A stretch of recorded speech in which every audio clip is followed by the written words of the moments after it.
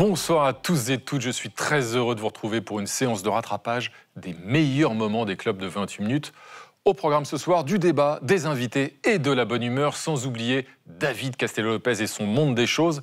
Tout de suite, place à l'actualité avec ce débat autour de la taxation des ultra-riches en France. Frédéric Seyss, c'est à vous. Si vous êtes un ultra-riche, plus de 100 millions d'euros de patrimoine, alors en ce moment, vous avez les oreilles qui sifflent, pas seulement à cause de cette désormais fameuse taxe Zuckman, soutenue par 3/4 des Français. Le député de gauche, François Ruffin, potentiel candidat à la présidentielle, propose même, lui, d'aller plus loin. Je suis tout à fait favorable à ce qu'il y ait des mesures contraignantes qui soient mises sur ceux qui, finalement, choisissent de ne pas appartenir à la patrie, ceux qui menacent en permanence de fuir, de partir. Je veux dire, oui, il faut des mesures contraignantes. Pourquoi pas une privation des droits civiques ? Et pour éviter l'exil fiscal, l'économiste Thomas Piketty propose, lui, pourquoi pas des arrestations à l'aéroport et un gel des avoirs pour ceux qui voudraient fuir. Isabelle Saporta, ces propositions, ce débat, il vous semble bienvenu ou bien ça vous paraît être une surenchère irréaliste ? Écoutez, je souris parce que je trouve qu'on a un niveau d'hystérisation des débats qui est complètement ahurissant. Parce qu'effectivement, à ma gauche, on a ce que vous venez de rappeler, c'est-à-dire effectivement François Ruffin avec les droits civiques qui tomberaient, Piketty qui est prêt à arrêter les ultra-riches dans les aéroports. Mais à ma droite, si je puis me permettre, on a le MEDEF qui est quand même gratiné aussi, qui se vit en Che Guevara quasiment pour faire pleurer dans, je sais pas, dans des chaumières plaquées or. Vous voyez, c'est quand même un tout petit peu compliqué.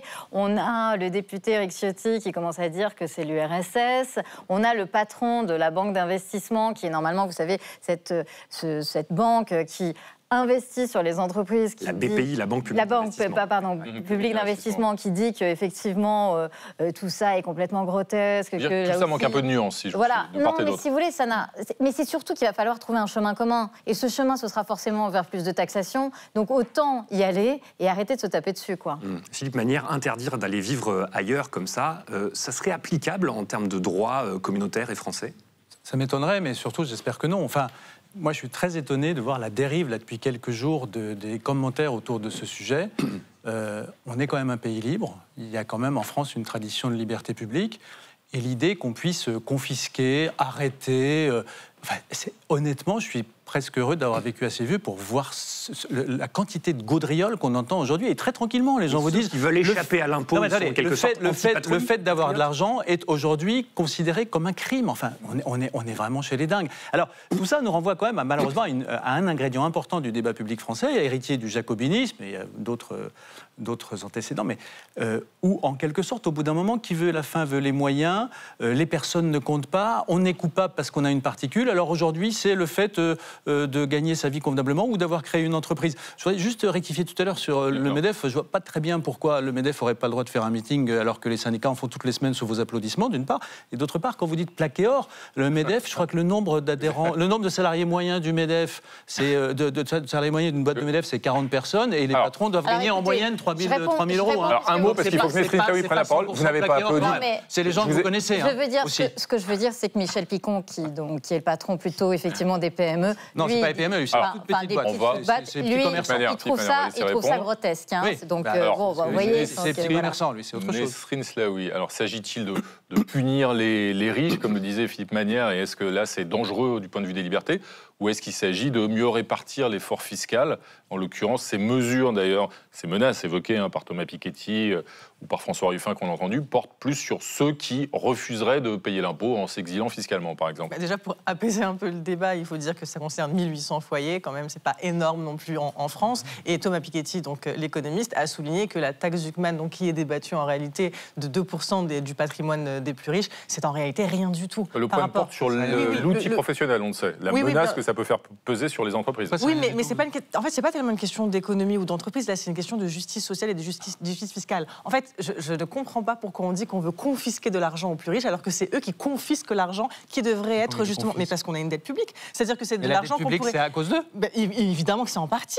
Ah bon? Mais bien sûr, parce que la fiscalité n'est pas suffisamment redistributive. La plus redistributive de l'OCDE. Est-ce que je peux terminer? Allez-y. Merci beaucoup.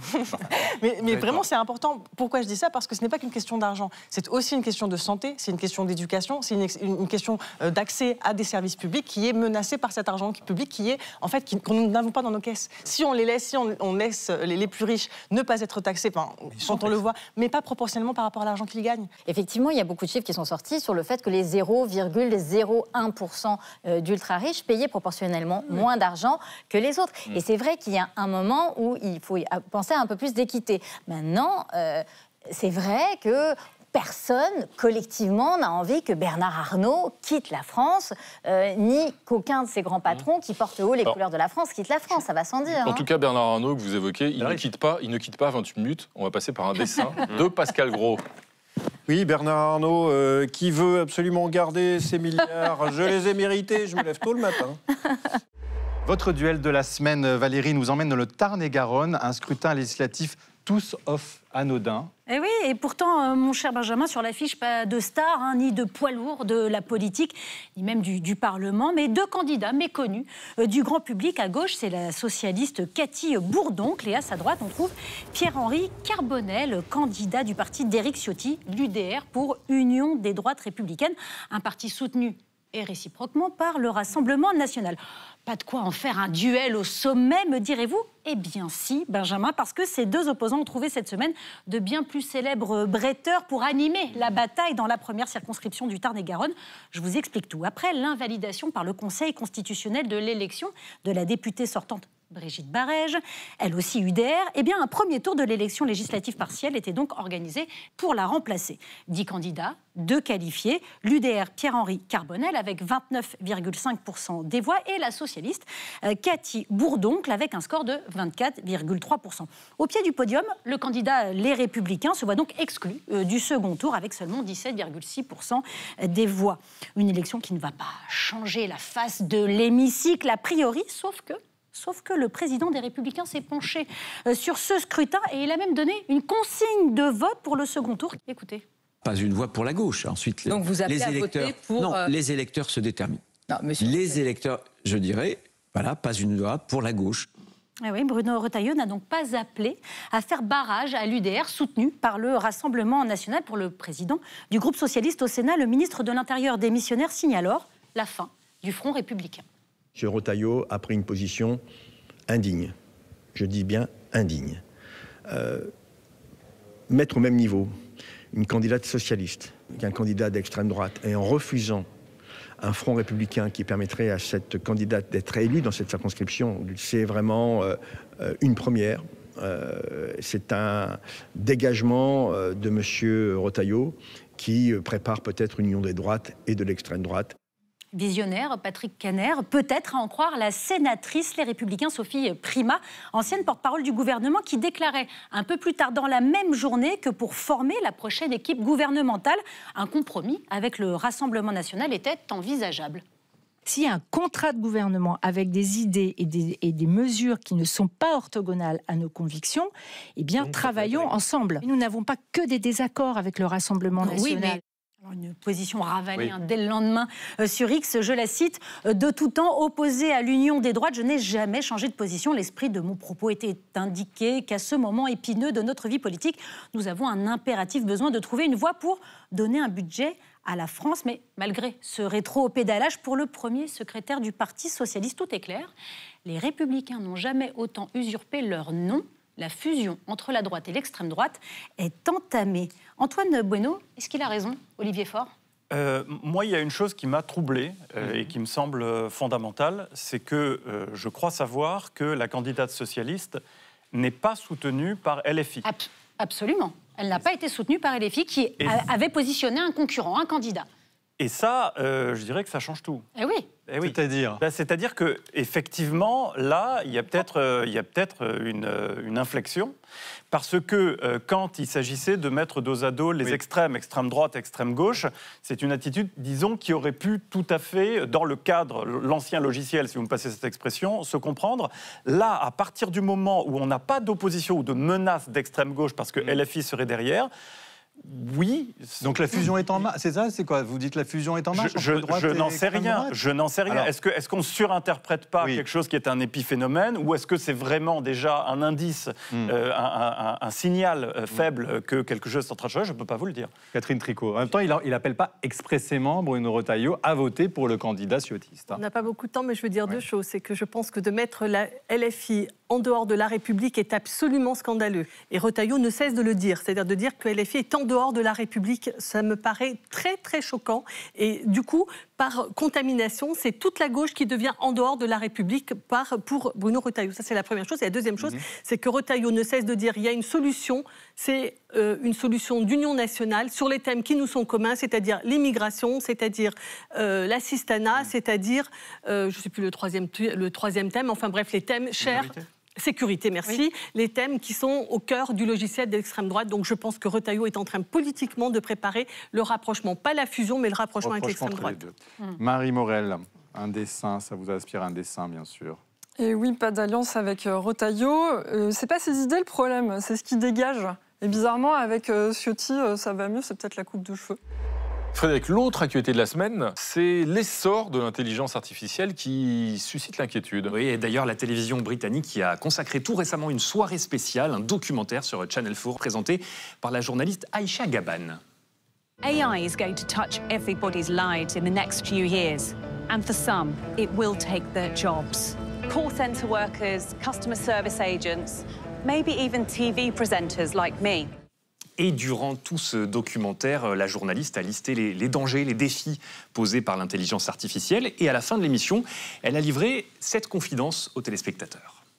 I'm not real. In a British TV first, I'm actually an AI presenter. My image and voice were generated using AI. Voilà, une fausse présentatrice entièrement virtuelle. On en vient presque à douter. C'est bien vous, Renaud? Oui, c'est bien. Je ne sais plus, vous savez. Moi-même, je doute. Alors, la chaîne Channel 4, en fait, par ce stratagème, a voulu illustrer, je cite, le potentiel perturbateur de l'intelligence artificielle. Journalistes, mais aussi artistes, architectes, comptables, traducteurs. L'IA peut-elle, va-t-elle vraiment remplacer des millions d'emplois dans le secteur tertiaire? Catherine Tricot, ce risque vous inquiète? Ah, là, c'était flippant quand même, non? De réalisme, vous voulez dire? Ah oui, tout à fait. C'est-à-dire que franchement, je savais que vous alliez parler de cela et je ne m'y attendais pas. Alors, je crois que ça va modifier profondément les métiers. Moi, je suis architecte, je ne crois pas que ça va modifier le mien, ça va transformer la manière de faire, mais je pense que la singularité du métier d'architecte, c'est-à-dire d'avoir un bâtiment dans un endroit en particulier, ça ne peut pas être complètement effacé par une IA, puisqu'à chaque fois, il faut réinventer une situation singulière.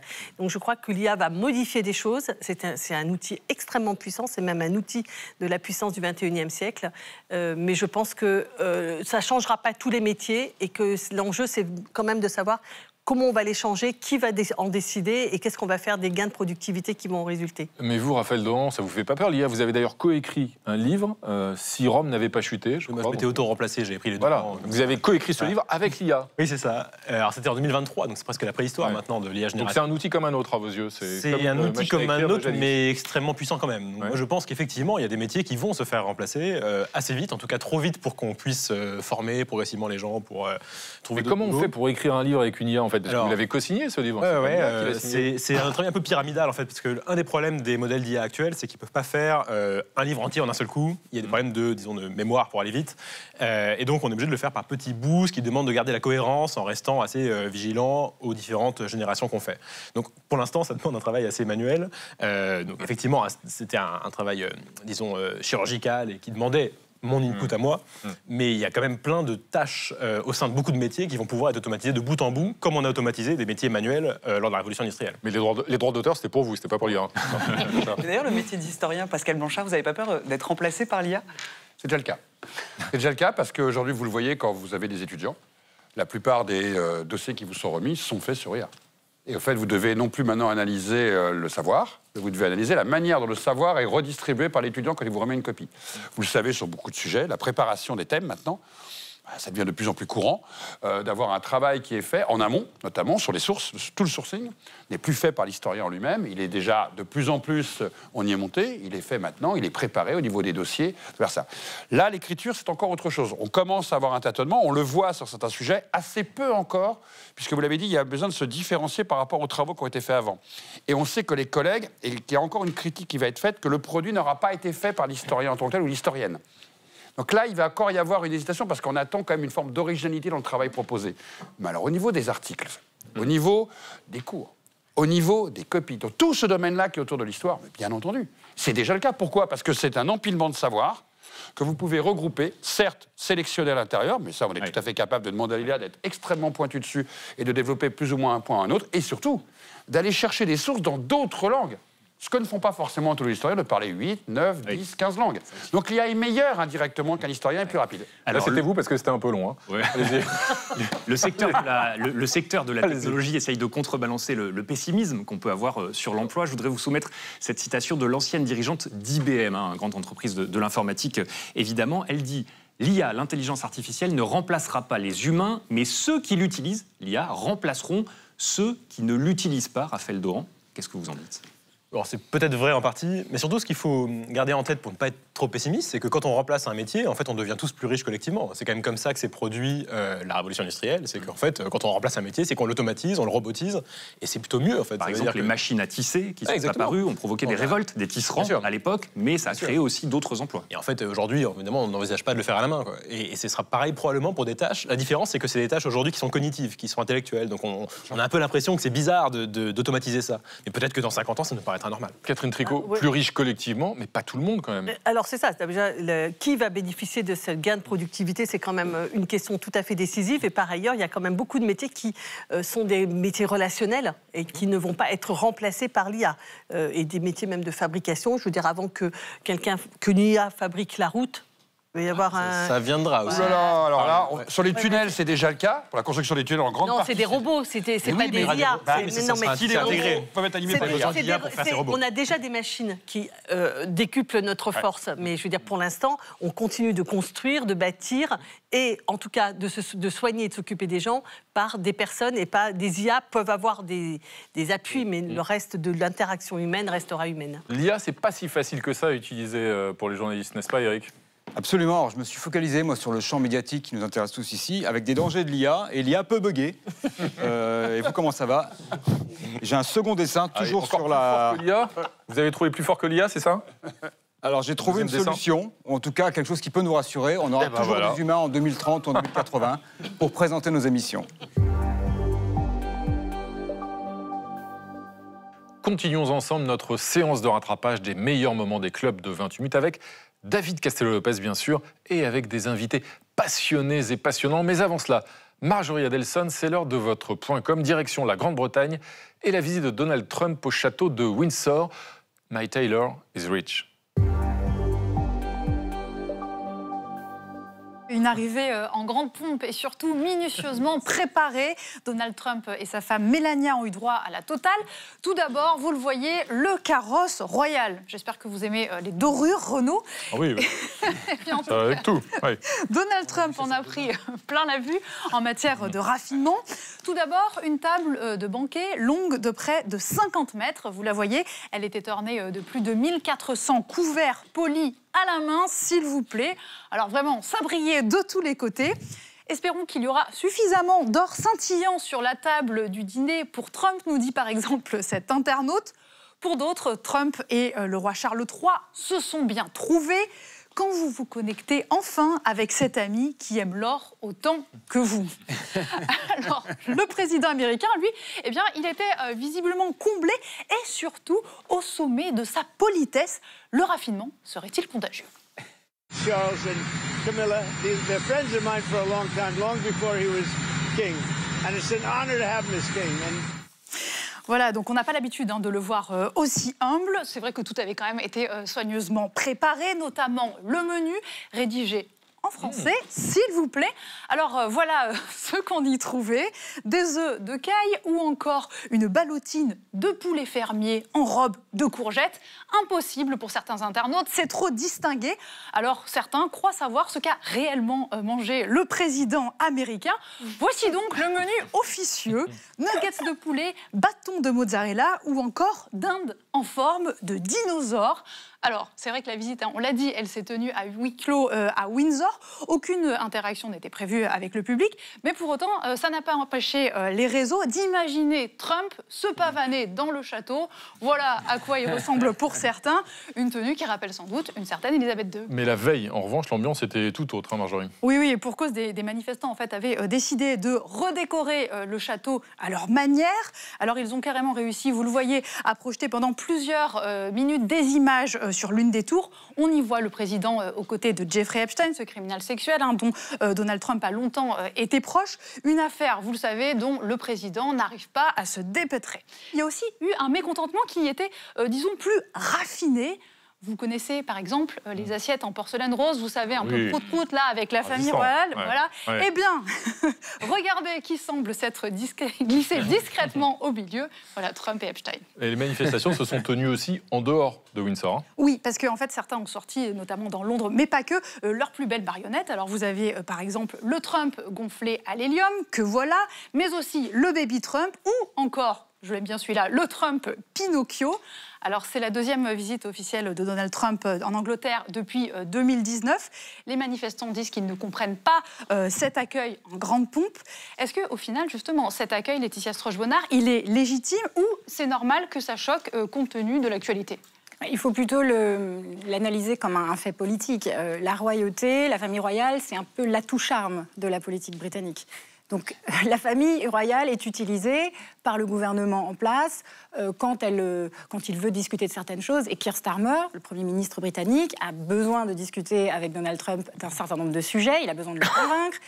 Et donc, eh bien, il a son moyen tout trouvé. Je pense qu'il faut plutôt l'analyser comme ça. Alors bien sûr, pour plaire à Trump, ensuite, il faut sortir tous les soldats, toutes les décorations, toutes les dorures. Donc, voilà, je pense qu'il faut plutôt l'analyser comme ça et on verra peut-être dans quelques temps ce qui en ressort. Il ne faudrait pas que Trump se réveille un matin et pense que le Royaume-Uni est dans l'Europe et réaugmente les droits de douane du Royaume-Uni qui sont en dessous de l'Europe. Donc je pense que l'atout charme est là. C'est exactement la chose importante, c'est qu'en juillet dernier, ils ont négocié un accord avec Trump, il n'est pas encore signé, et donc on essaye de l'amadouer par tous les moyens possibles pour éviter effectivement qu'un matin, il se réveille et qu'il réaugmente les droits de douane. C'est ça qui se joue en réalité. On en est tous là. Je veux dire, quand vous voyez le secrétaire général de l'OTAN au moment du sommet de l'OTAN au mois de juin dernier qui dit que Trump est comme un père pour l'Europe, il l'appelle papa, je veux dire, on est quand même sidérés et ça montre comment nous, les Européens, nous considérons Donald Trump. Justement, ne prenez pas de risque, n'allez pas trop loin. Quand vous parlez du président américain, Jean Quatremer, un dessin de Thibaut Soulcier. Trump a été reçu par le roi, il est ravi. Et le roi Charles pense, bouffon, va. Merci Thibaut. C'est maintenant l'heure d'accueillir celui que vous attendez tous, puisque vous en parliez à l'instant, c'est notre invité de la semaine, auteur, metteur en scène, comédien. Michael Delis s'est lancé dans une trilogie de seul en scène consacrée à la masculinité. Vous reprenez les 3 volets de cette trilogie, donc, dont La fête du slip ou Le pipeau de la puissance. Dans ce spectacle, vous vous interrogez, Michael Delis, de façon très drôle, sur votre addiction passée au sexe, les injonctions de la performance faites aux hommes, et puis aussi sur votre pénis d'ailleurs. Et d'abord, on va commencer par une bonne nouvelle, si vous permettez. C'est que vous expliquez dans le spectacle que vous avez désormais une relation cordiale, je crois que c'est le mot, avec votre pénis. Ça n'a donc pas toujours été le cas. Disons qu'il était plus névrotique et plus obsessionnel, pour rebondir sur cette tendance à avoir des imaginaires exclusivement concentrés sur le virilisme.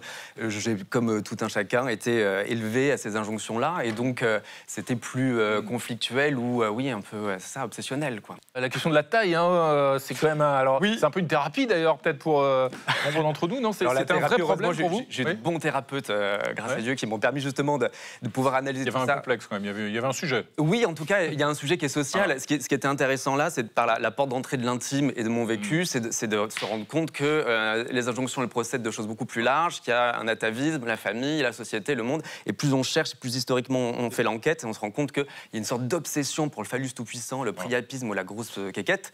qu'il est de bon ton de déconstruire. Et pourtant, on se souvient évidemment du vieux sage, Coluche, qui disait en son temps c'est pas la taille qui compte, et personnellement, ça m'arrange. Marjorie. Je me demandais qui sont les gens qui viennent vous voir. Est-ce que ce sont des hommes qui cherchent à être rassurés ou des femmes qui ont une forme de curiosité peut-être On a la chance d'avoir un public extrêmement large parce que la trilogie avec le premier sexe et la grosse 5 de la virilité, ce premier volet, nous a permis de concerner à la fois des jeunes, des personnes plus âgées, des homos, des hétéros, des femmes qui emmènent leurs hommes, des maris qui sont emmenés par donc, la femme ou des enfants qui emmènent leur famille. Donc, ce qui est super, c'est que ça peut être assez concernant. Et cet objectif-là, de partir de l'intime en essayant d'être le plus universel possible, fait qu'on a contourné a priori le côté un peu donneur de leçons et ou thérapie collective pour donner plein d'éléments à ce que chacun puisse comprendre, réfléchir, remettre en question des choses, c'est chez soi. Donc je crois que c'est pour tout le monde. Et vous expliquez qu'en France, il existait un tribunal de l'impuissance au XVIe siècle, c'est ça? De quoi s'agit-il? J'ai découvert ça par Olivia Gazalet, qui est une autrice extraordinaire dans le mythe de la virilité. Et il s'agissait en fait de pouvoir tester la puissance d'un homme lorsqu'il était mis en défaut par sa femme. C'était un des rares leviers qu'avaient les femmes pour casser un mariage à l'époque. C'était en 1550. Et quand on avait besoin de preuves, on allait jusqu'au congrès, qui est une étape assez particulière, où il y avait un coït devant 10 personnages issus de jury ecclésiaste. Et donc, ils étaient tenus de Ce tribunal n'est plus en fonction. Hein, non, mais ça termine en 1793, quand même. Il n'y avait quand même aucune chance que ça marche, du coup. Hein. Alors, le contexte n'était pas hyper favorable. On va pas se mentir. Est-ce que, dans votre réflexion, puisque vous parlez d'addiction, vous êtes arrivé à un moment d'addiction, est-ce que vous vous êtes interrogé sur votre rapport au pouvoir? Parce qu'on ne peut pas parler de sexe sans parler de pouvoir. Est-ce que votre addiction était liée à une forme de pouvoir, finalement? Je pense que c'est une façon de venger quelque chose. En l'occurrence, moi j'étais un ado mal dans sa peau, gros, moqué, raillé, discriminé parce que différent, et que clairement il y avait une façon de reconquérir quelque chose. Et d'ailleurs c'était intéressant d'étudier aussi tout le verbatim du discours amoureux et sexuel, de la conquête, de pilonner, de défoncer, de mitrailler, et de voir comment, l'air de rien, tout ça vient aussi façonner l'imaginaire, et donc vient effectivement mettre le sexe à l'endroit du pouvoir, avec un amalgame aussi sur la puissance, alors que ça devrait être l'endroit de la rencontre, du partage et, in fine, de la vulnérabilité. Julie, une question. Je voulais vous faire réfléchir sur un mot qui n'est plus guère usité que dans mon milieu culturel catholique. Si je vous dis chasteté, ça vous évoque plutôt de la frustration ou au contraire, c'est libérateur de l'injonction à jouir? Pour moi, dès lors que le vœu de chasteté, s'il émane d'un choix personnel, il n'y a aucune espèce de comportement qui devrait être à blâmer. Si c'est un plaisir ou un affranchissement ou une ascèse qui est en pleine conscience, mais c'est merveilleux. À la même façon, quelqu'un qui va être plutôt compulsif et charnel, c'est pas plus à blâmer. Ce qui est terrible, c'est de dresser des petites frontières, mais la chasteté en soi, ça peut être magnifique. C'est beau à échelle de couple, les moments où il se passe pas grand-chose et qu'on accepte ça, que c'est pas grave et dramatique. Donc c'est pas un gros mot, quoi. Voilà, ça fera d'ailleurs l'objet peut-être d'un 4e volet. Hein, voilà. Un dessin de Louison. L'affiche est très belle, mais je vous en propose une autre qui pourra également indiquer donc, les monologues du Zizi et que le spectacle, selon la température de la salle, est plus ou moins court. Voilà. Directrice musicale et chef d'orchestre, Dominique Lemonnier, Solray de son nom de scène, tourne la page des grands séducteurs et autres coureurs de jupons dans ce spectacle intitulé Ciao Casanova. Bonsoir, bienvenue à vous.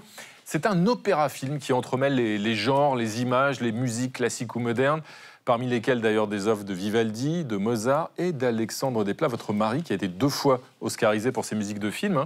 On trouve donc un peu des musiques extrêmement différentes dans ce spectacle. Et tout d'abord, juste une toute petite question, Solray, qu'on a déjà dû vous poser assez souvent. D'où vous vient ce nom de scène, Solray? À quoi ça fait référence et comment est-ce que vous l'avez adopté? Évidemment. Ah, c'est donc ça. À la musique. C'est 2 notes de musique auxquelles j'ai rajouté un Y. Tout simplement. Tout simplement. Et alors, cet opéra-film, qu'est-ce que c'est déjà que cette matière? Qu'est-ce que c'est qu'un opéra-film? En quelques mots, pouvez-vous nous définir ce que ça représente et pourquoi ça mélange comme ça de nombreuses disciplines, en quelque sorte? C'est une petite forme qui associe du chant lyrique, de la musique instrumentale, et une réalisation scénique qui est une œuvre vidéo.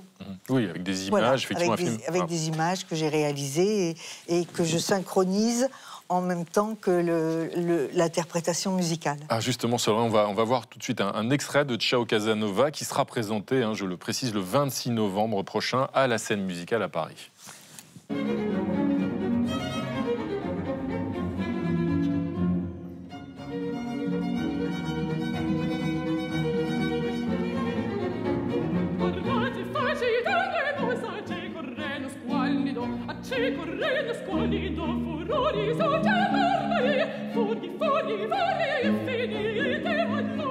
Pourquoi Ciao Casanova? C'est une façon de dire au revoir à certains séducteurs? Tout à fait.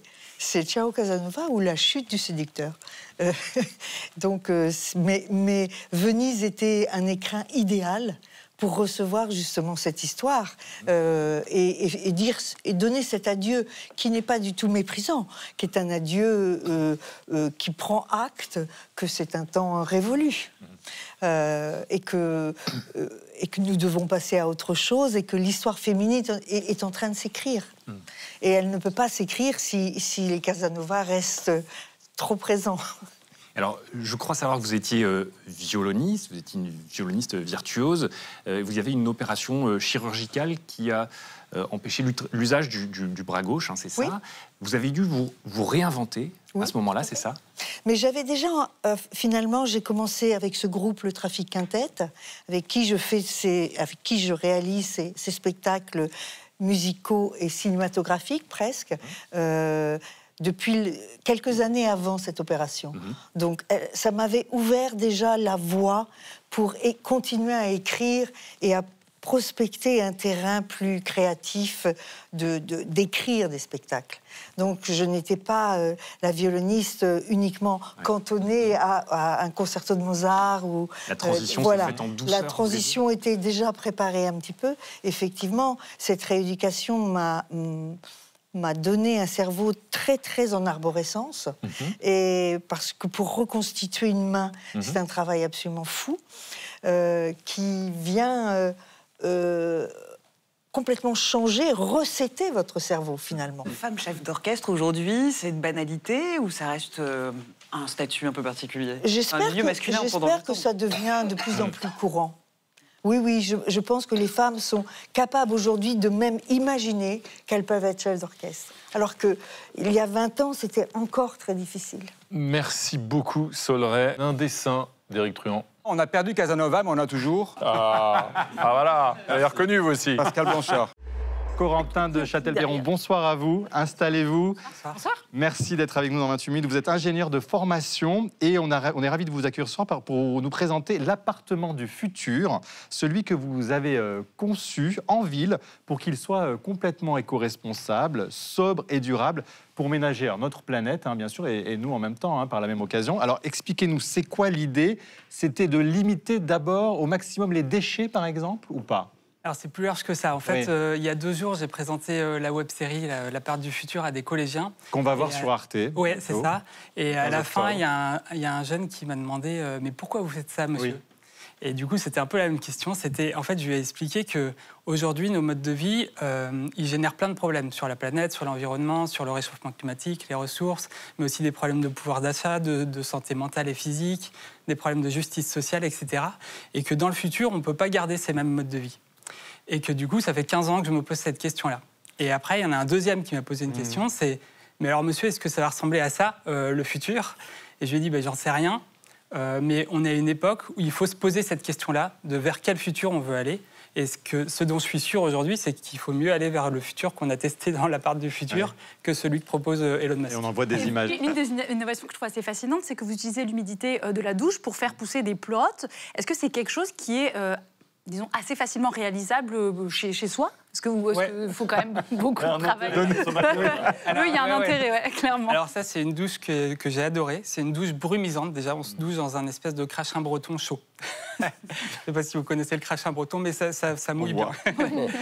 Et en fait, c'est un ballon d'eau chaude qui fait que 2 litres, donc ça divise par 15 la consommation d'énergie et par 12 la consommation d'eau. On se brumise, en même temps, ça fait pousser les pleurotes, donc on récoltait plus d'1 kilo de pleurotes par semaine, donc ça économisait aussi de l'argent et nutritivement, c'est intéressant. Et l'eau ensuite s'écoulait via un biofiltre avec des bactéries et allait nourrir 5 mètres carrés de plantation dans la cuisine. Donc quand on mangeait, on avait directement des herbes aromatiques, ciboulettes, basilic, etc. dans la cuisine. Donc vous pouvez manger des champignons en prenant sa douche, par exemple, aussi, ou pas? Ouais, alors, on ne le faisait pas, mais c'est l'idée, ouais. Et en fait... Catherine Tricot, vous avez une question, parce que votre autre métier, c'est architecte urbaniste. Au fond, qu'est-ce que vous voulez faire? Vous voulez nous démontrer que c'est de cette manière qu'on va se sortir de ce réchauffement climatique et sauver la planète, ou alors c'est simplement une manière de se transformer soi-même et donc de travailler sur ses rêves, son mode de vie et ses affects. Eh bien, les deux, au final. Ah oui ? Au final, l'idée, c'est de voir vers quel scénario du futur, quel progrès nous amènerait vers un futur qui est plus sain, plus durable et qui en même temps est désirable. Donc c'est pour ça qu'on a fait cette expérience qui a duré 4 mois. Oui. On a tout mesuré sur plein d'indicateurs différents pour voir si c'était crédible. Parce que comme je le disais tout à l'heure, nos modes de vie actuels ne sont pas crédibles, on ne peut pas les garder pour le futur. Mais le problème, c'est que comme les gens, en tout cas ceux que je connais, n'ont pas envie de se doucher au brumisateur, de manger des grillons ou d'arroser leurs plantes avec leur urine. Pas vous, mais peut-être que certains, oui. Vous étiez très sceptique quand on en parlait tout à l'heure. C'est comme une dénonce. Alors, votre question. Non, mais vous voyez, c'est très sympathique, mais vraiment, concrètement, comment est-ce que ça pourrait participer à l'échelle de cet extraordinaire défi qu'est la transition environnementale? Je ne vois pas. En fait, on s'est rendu compte, parce qu'en parallèle de ça, on a fait tout un programme de sciences participatives et il y a des centaines de foyers en France et à l'étranger qui ont fait des systèmes chez eux, des répliques pour avoir après toute une étude avec un ergonome, des sociologues et tout ça, pour voir si c'était justement implémentable dans nos vies quotidiennes. Vous avez ramé pour laver votre linge. Est-ce que ça, c'est opérationnel assez rapidement? Figurez-vous que c'est un des trucs qui a le plus plu, parce qu'il y a plein de gens qui sont fans de fitness et qui sont fans de cette idée. Voilà, ça c'est pour Antoine Bueno, vous voyez. Et en fait, et pour nous tous. Mais c'est passionnant. C'est une série qui sera diffusée sur Arte à partir du 15 octobre. Il y a un livre, il y a toutes les recettes justement pour toutes ces astuces. On regardera attentivement. Et voilà, Marie Morel. Alors les douches avec des champignons, ça fait longtemps que je pratique. Une petite pensée à tous les étudiants précaires et les personnes qui... Allez hop, tous à bord. On va maintenant partir à l'aventure, voguer sur les mers du Sud avec notre invité de la semaine. À l'assaut de la France australe, que l'historien Bruno Fulini, bonsoir, bienvenue, nous fait découvrir dans ce superbe livre paru aux éditions Alary. Les îles Kerguelen, Crozet, Saint-Paul, Tromelin, des paysages assez hostiles, des rochers battus par les vents, plantés à l'autre bout du monde, peuplés de milliers de manchots, d'éléphants de mer, mais d'une poignée d'êtres humains. Qu'est-ce qui vous attire, Bruno Fulini, du côté de ces TAF, donc les terres australes et antarctiques françaises? C'est pas hyper touristique, c'est pas vraiment accueillant comme endroit. Alors, c'est pas du tout touristique, c'est-à-dire qu'il n'y a pas de tourisme là-bas, il faut y aller parce que vous êtes missionné par les TAF. Les TAF, les Terres australes et antarctiques françaises, c'est une administration, c'est le dernier des TOM, territoire d'outre-mer. Il n'y a pas de population ni indigène, ni stable. Il y a une poignée de scientifiques, techniciens, militaires qui assurent une présence constante, mais en fait avec du personnel qui est renouvelé. En revanche, ça n'est pas touristique, mais c'est magnifique. Ce sont des territoires extraordinaires. Moi, il me fascine depuis toujours. Simplement, quand on est un historien sérieux, il faut aller sur place. C'est votre cas, vous êtes un historien sérieux. J'essaie, bien sûr. On vous connaît. J'ai juste fait 13 000 km en mer. Donc vous étiez missionné, effectivement, aussi. Voilà, parce qu'il faut savoir que 2025 est le 70e anniversaire de la loi de 1955 qui a créé les TAF. Et à cette occasion, j'ai voulu faire ce qui n'avait jamais été fait, c'est-à-dire un livre qui rende compte de l'ensemble de ces territoires. Parce qu'ils sont complètement éparpillés. Il y a des îles tropicales autour de Madagascar, il y a les îles australes comme les Kerguelen, qui sont des îles froides en allant vers l'Antarctique, et puis la France revendique même un secteur du continent antarctique qu'est la Terre Adélie. Tout ça, c'est gigantesque, c'est pas loin de 440 000 km² de terre et de banquise, c'est 2 300 000... L'importance stratégique, c'est en fait plus les mers que les îlots en question qui sont importants pour la présence française. Les deux sont importants, parce qu'en fait, les mers, c'est ce qui entoure ces îles, mais c'est vrai que quand vous avez un îlot complètement perdu, ce sont des centaines de milliers de kilomètres carrés autour qui se trouvent sous la protection de la France, en fait.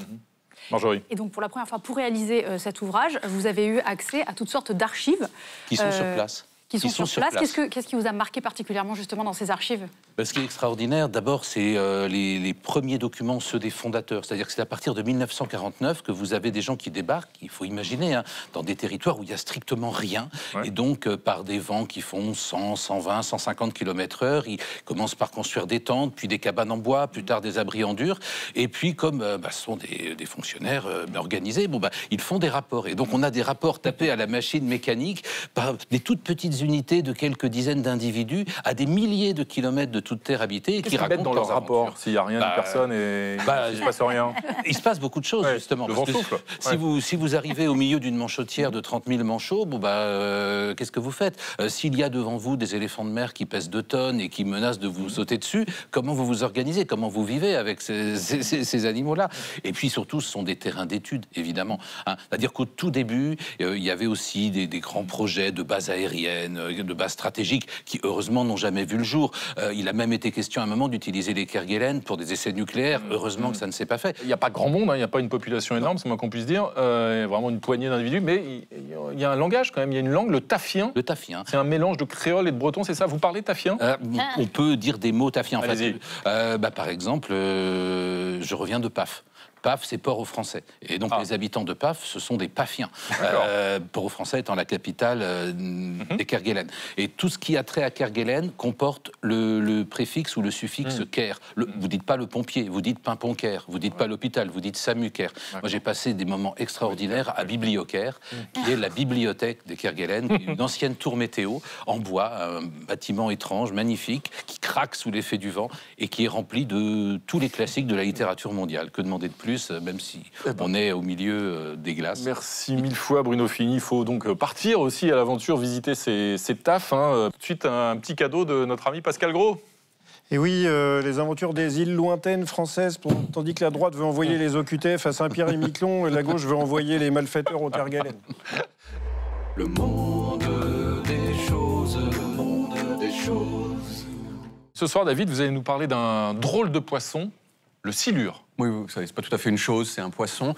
Le 1er mai dernier, j'étais sur Instagram et je regardais comme toujours des dizaines de vidéos très satisfaisantes de gens en train de nettoyer des choses sales. Vous voyez à quel point c'est agréable ça. Et puis, au bout d'un moment, je suis tombé sur ça. Une vidéo postée par Jamel Debbouze, l'humoriste, et dans laquelle on voit ce jeune homme. On les abîme pas, on les laisse dans l'eau. Mais par contre, il faut qu'il aille l'attraper avec un gant en l'attrapant par la bouche. Un jeune homme raffiné et enthousiaste, avec une voix d'un autre temps qui a tendance à partir dans les aigus. Il s'appelle Bill François, et dans la vidéo, on le voit en train de pêcher dans la Seine. Et il ne pêche pas n'importe quoi, il pêche donc ce poisson qui s'appelle le silure, et qui a la particularité d'être très très grand. Celui qu'on voit sur ces images, il mesurait 2,10 mètres. Mais c'est incroyable ce que... Et Franchement, découvrir que dans la Seine, en plein centre de Paris, il y a des poissons qui font 2,10 mètres, ça m'a coupé le souffle. Et ça a coupé le souffle à une bonne partie de la population française, au point que Bill François, le pêcheur, en quelques jours, s'est devenu une star, invité sur tous les plateaux télé pour parler principalement des silures. Beaucoup de gens ont donc appris simultanément l'existence des silures et l'existence de Bill François. Alors le silure, c'est un poisson avec des moustaches, des petits yeux, une grande bouche et qui mange de tout, y compris des pigeons. Et Bill François, c'est un personnage fascinant lui aussi. Déjà, il s'appelle Bill François. On dirait une blague. Il est aussi normalien, docteur en physique. Il a les diplômes pour être patron du CAC 40, mais il a préféré pêcher des gros poissons. Il parle aussi super bien, au point qu'il a remporté plein de concours d'éloquence nationaux. Il a publié plusieurs livres de vulgarisation sur les poissons, dont un qui lui avait valu d'être reçu ici même à 28 minutes il y a quelques années. Bill François, le plus grand menu du monde, bonsoir. Bonsoir. Chez Fayard, c'est paru il y a un mois, à peine. C'est ça. Et par un hasard très très agréable, au mois de juin, on était invités tous les deux à être jury dans un concours d'éloquence, justement. Regardez, c'est nous, là, en train d'écouter des gens qui parlent de façon un petit peu trop théâtrale. Et puis, il m'a dit, mais David, ça t'intéresse de pêcher le silure avec moi dans la Seine? Et j'ai dit, oui, évidemment que ça m'intéresse. Et il m'a dit, en revanche, c'est tôt, hein, il faut être sur place à 7h du matin. J'ai dit d'accord, et il y a quelques jours, donc, j'ai traversé Paris en pleine nuit pour aller sur le pont de la Tournelle, juste derrière Notre-Dame, à l'endroit même où a été tournée la vidéo de Jamel. Bill est arrivé avec une démarche très déterminée, vous pouvez le voir.